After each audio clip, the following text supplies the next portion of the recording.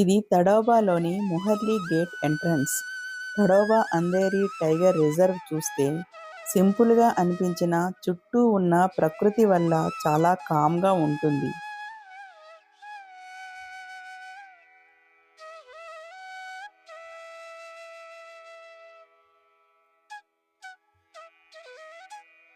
ఇక్కడికి చేరుకునేసరికి అడవి వాతావరణం నెమ్మదిగా స్టార్ట్ అవుతుంది.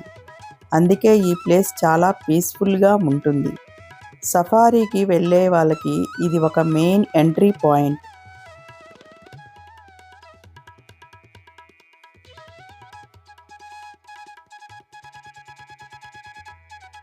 ఇక్కడి నుంచి అడవిలోకి జర్నీ మొదలవుతుంది.